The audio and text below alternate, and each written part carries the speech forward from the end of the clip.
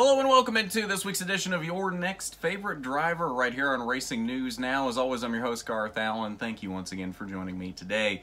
If this is your first time catching a Racing News Now video, consider going down below to hit that subscribe button. It is free to do. The quicker we get to 1,000 subscribers, the quicker YouTube will let us do mobile live streaming, which will vastly improve both the quality and quantity of coverage we're able to give you when we get back to the track. On today's edition of Your Next Favorite Driver, we're looking at one of the two drivers going head-to-head for the ARCA Menard Series West Championship this weekend. That being Jesse Love, driver of the number 19 Toyota for Bill McAnally Racing in the West Series. Jesse's put up a very impressive season this year at only 15 years of age in his first season in the West Series. 3 wins, 10 top 10 finishes. That's a top 10 in every single West race so far, and only finished outside the top 5 in one of those races. So it's been a very impressive first season for Jesse Love. It's been a very impressive introductory season for all of us for Jesse Love. Today, though, on Your Next Favorite Driver, you know what we've come to expect on this show. We're going to get to know Jesse's racing past, what brought him to this point, and we're going to get to know the person behind the driver and get a little more personal with Jesse Love and find out who Jesse is behind that really fast driver we see on the track. So without further ado, let's head over to that chat right now and get to know Jesse Love. And we're now joined by driver for Bill McAnally Racing in the ARCA Menard Series West and current ARCA West points leader, Jesse Love. Jesse, how are you doing today? Doing great. Another beautiful day in God's world, so can't be any more happy. Definitely. So the point of this show is for folks to get to know you on more a personal level, not just what they've seen of you on the track. So let's dive right into that, and we'll start in the very beginning. What got you started in racing? Yeah, so I started off when I was about 5 years old in quarter midgets. Did a little bit of that with my dad and some of my dad's friends too. Started doing that, got into some focus midget racing. That was kind of the thing that made the most sense for the next step. It was that or micros, but the focus series out in California seemed like a good move. So we started doing that.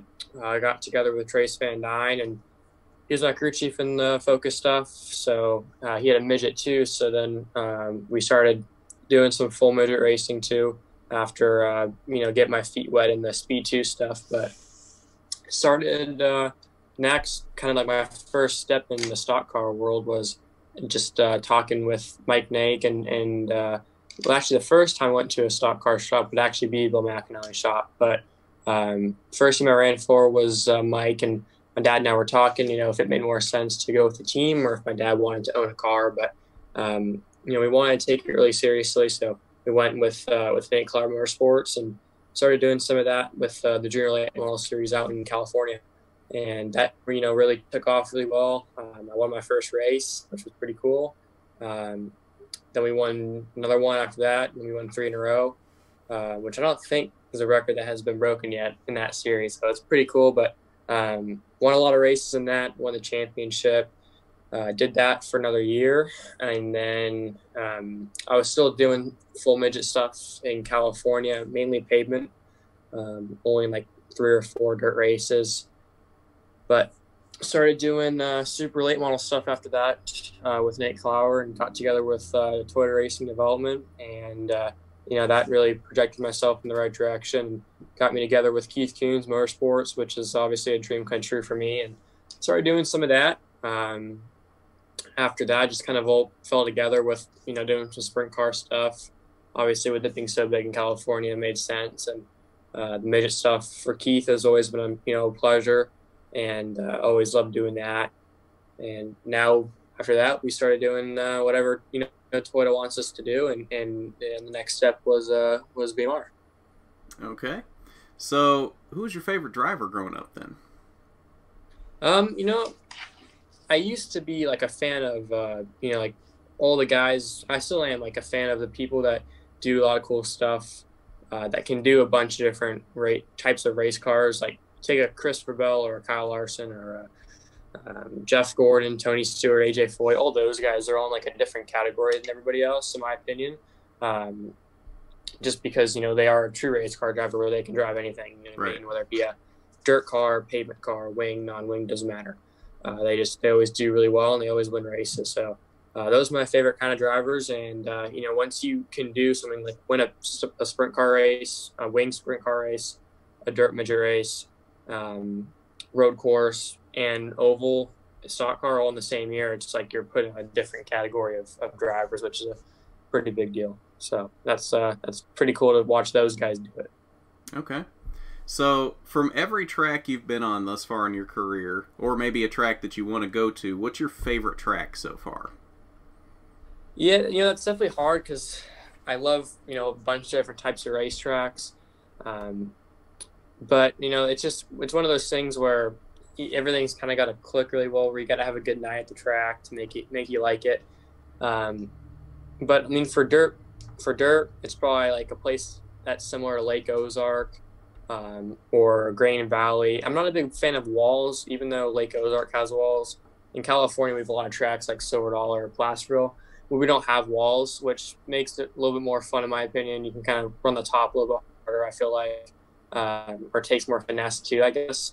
But for pavement racing, I was a really big fan of Sonoma.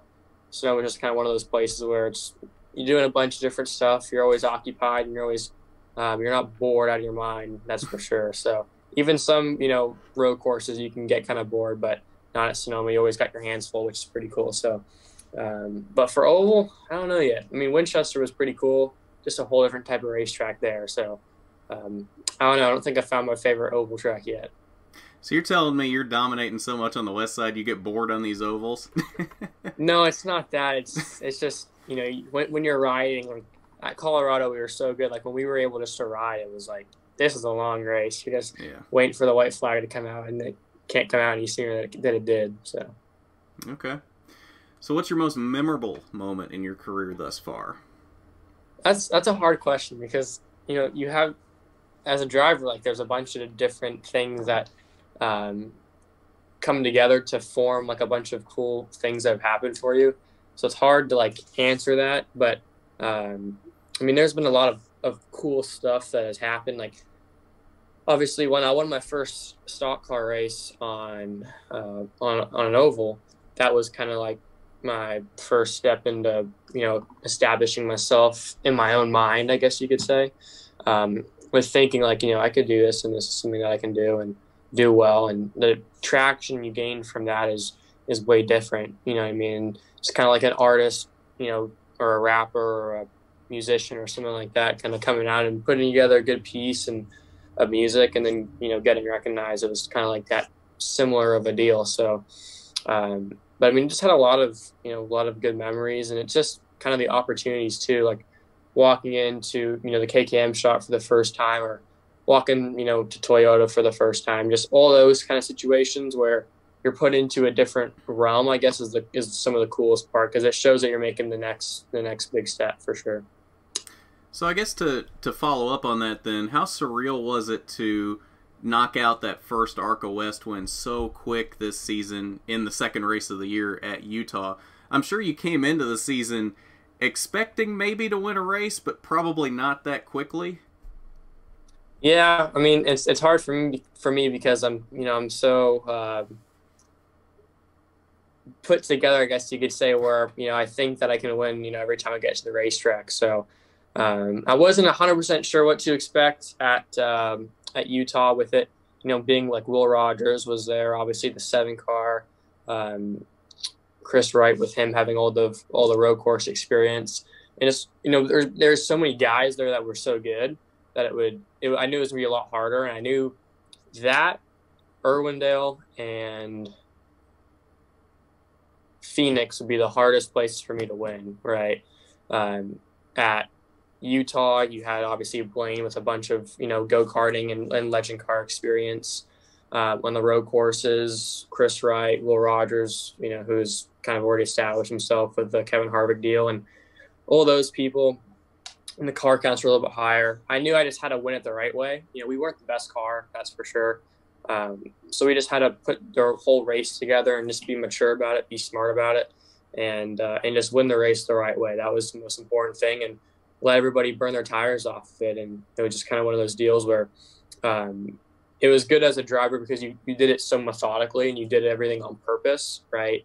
Nothing was kind of given to you. You took control of the race and the whole situation. So that was cool to win that early, and hopefully we can keep that rolling. All right, so you told me before we started here there's a story here. So let's hear the story of how you got together with Bill McAnally Racing. Yeah, so when I first, like I said earlier, like when I first started getting into the stock car stuff, my dad and I were kind of looking at shops, and you know, we didn't know anything about it. It was like, you know, we knew nothing about it. And we walked into the BMR shop first to look at it. And we always described it as a Costco. It was like a Costco of cars. You know what I mean? They have so many cars everywhere. And you know, meeting Bill. Bill is, you know, he's obviously a super busy guy, so got to talk to him for a little bit. But just kind of that was the first deal I actually got to see a stock car operation. It was pretty weird to see that. You know, you don't really see that in the dirt world or on the you know, quarter midget or focus midget, all that stuff. You don't really see that in that kind of round until you get to Outlaws or KKM or something like that. So that was cool. That was an eye opener for me, and just kind of made it really cool when I came back that okay, now I'm running for BMR. You know, 3 years later, where I'm way different. You know, my hair's, you know, a foot longer probably, and I've gained probably 2 feet in height. So just, you know, pretty cool, really cool experience to go there. You know, flash forward 2 years like a blink of an eye, or 3 years, and then you're running for them and doing a seat fit was pretty cool. So this is probably a pretty easy one, or maybe it isn't. What is your ultimate goal in racing? What do you want to be able to say when you're done with your career that you accomplished? Yeah, I mean, for me as an athlete too, like the athlete answer to that is, you know, just be the best that, you know, I could possibly be, I guess you could say. But like as far as like the person, you know, like there's the actual person in me, it's just my goals, right? Like I want to win the Daytona 500, I want to win the Indy 500, and I want to win, you know, Monaco too. So it's like I want to win, you know, across all three platforms, and I know I can do that. And you just got to work on that, and also, you know, win for KKM in the dirt side, and you know, be you know, the greatest race car driver of all time is, you know, obviously the goal. Nice. So you want to be all around in your career. You don't want to just go strictly the NASCAR path. You want to do everything. Like the guys you mentioned earlier, Jeff Gordon, Tony Stewart, all those guys. You want to be able to do everything. Yeah, you know, Tony kind of ventured off and did some different stuff, and you know, they've all done the dirt stuff, right, and the stock car stuff, and obviously some of them have done the Indy 500 and stuff like that. But you know, there's something to be said for if you could do all three. You know, people have done the two, but if you could do, you know, all three, that would be something that's you know, that's never been done before. That would be really cool. So yeah, I mean, I just wanted to be able to do everything, and you know, set a record that's not meant to be broken. Okay. So if you weren't racing, what would you be doing? What do you have the skill set you think you could do if you weren't behind the wheel? I don't know. I really do not know what I'd be doing. I think about that sometimes. Like, you know, school, probably not school. You know, I'm really not sure. I like doing skiing and stuff like that. But, you know, at the same time, you know, racing's really set my life up to be the best person that I can be. And it's not just the racing aspect of it, like for a career too. It's, you know, putting yourself together with great people and good relationships, having good friends with people, and just, you know, having a fun life. You know, it's all about what you can do to make your life as fun as it can be. And I feel like racing's definitely done that for me. And it's always, you know, I'm always blessed and fortunate and count my blessings every day that I get to be able to do what I'm doing. So, but to answer the question, like just a sport, like I'd probably be doing skiing or surfing or something like that.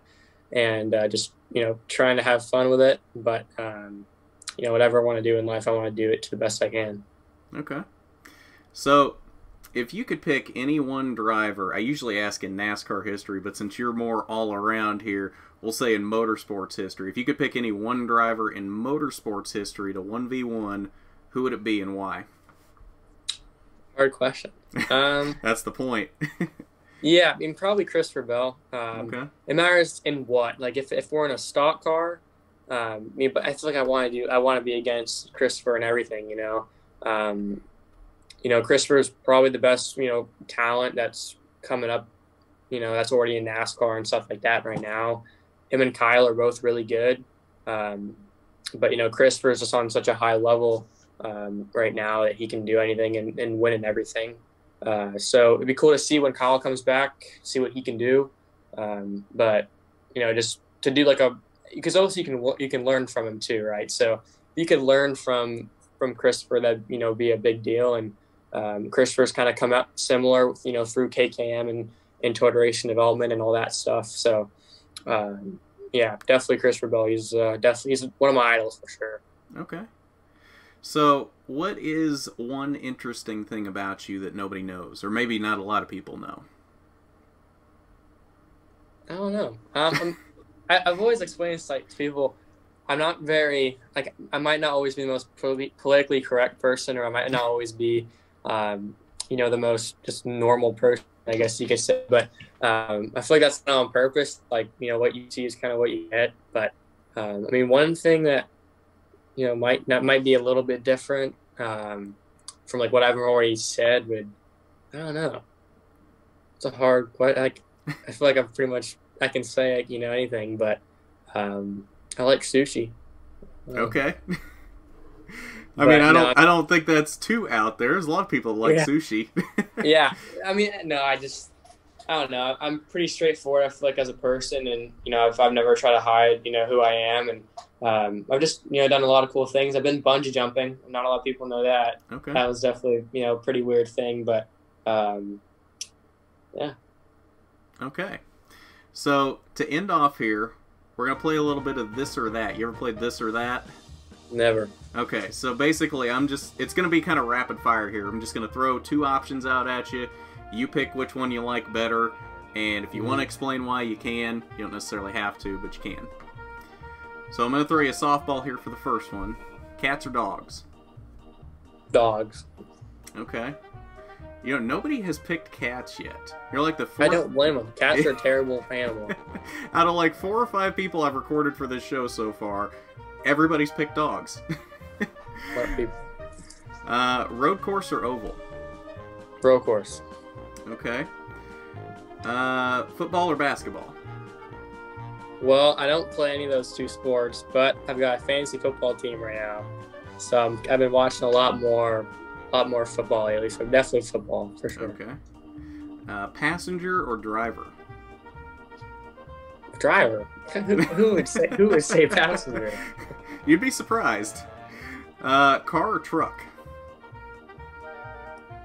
I don't know. I kind of want a cool car, like a Supra would be pretty cool, but at the same time, I want a 4Runner because it'd look cool, and I'm about to get my license pretty soon. So, I don't know. I guess a 4Runner is that an SUV, right? I think it's technically an SUV. Well, then we'll go with a Tundra. Probably a Tundra would be pretty cool. I actually just got a RAV4 and I love it. Yeah, that's cool. Yeah, very good car. Yeah. Let's see, TV show or movie? YouTube. I don't know.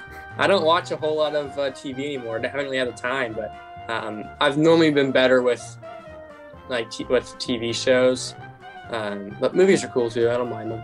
So what you're saying is, with YouTube, you've got racing news now on 24/7, right?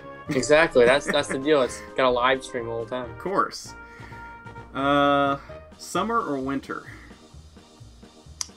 Winter, 100%. Because in the winter, the weather might be not as amazing, but you got bigger waves in the winter, and you have road course racing in the winter, and you can ski in the winter. So definitely winter. So you surf too?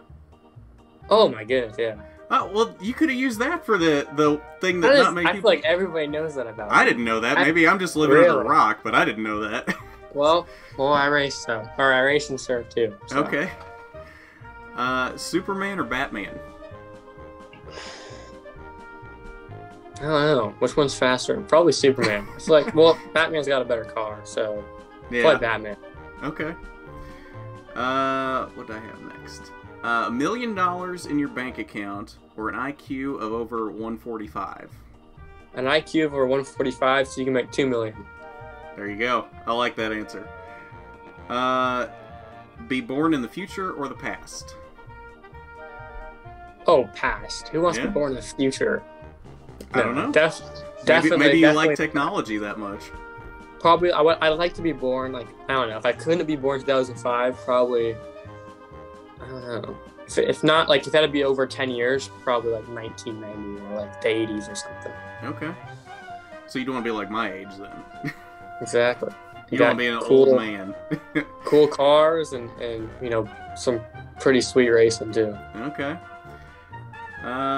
Ferrari or Lamborghini? Toyota. Good answer. Supra.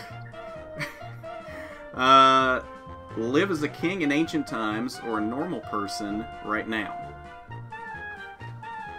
See, that's weird because that stuff trips me out. Like, Yeah? I don't get like the Roman stuff and the Egypt stuff. It's like you can be born and you're just born like the man. So, I mean, no, normal though. Normalcy is kind of, I don't know.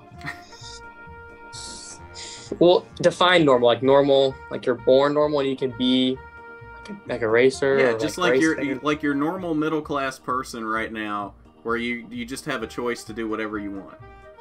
Oh, probably a normal person because you can do whatever you want. You know what I mean? You couldn't be a Back king. in the day, though. it's like, yeah, back in the day, if you were a king and you like tripped or something, people think you're not even a king anymore. They'll just like kill you. I don't get it.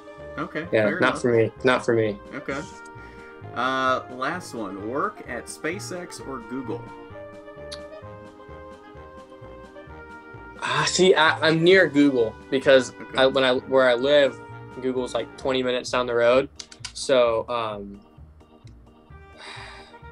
but SpaceX is pretty cool too because you can go up and yeah, probably SpaceX. Okay. I think. Okay. You're the first person to pick SpaceX that I've thrown that to, actually. I'm not surprised. Yeah? All right. So that'll do it for this or that. You've got 3 ARCA West races left this year. Do you have anything else on your schedule where people might be able to see you? Yeah, I mean, I do a lot of dirt racing too. I just got done running the midgets where was I? I was in Oklahoma, Tulsa night 1, Sweet Spring, or no, not Sweet Spring. It was at Port City. Then we made the drive down to I-44, which is near Oklahoma City. Mm-hmm. Almost won that. I got past in lap traffic with 9 to go or something like that. But man, we were gone. We were pretty good. So doing that more. I'll be out in the West Coast swing, and 2 weeks from now I'll be in Creek County with the midget. So be doing some of that, and maybe you'll see me in some more super late stuff by the end of the year. Okay. And where can folks find you on social media?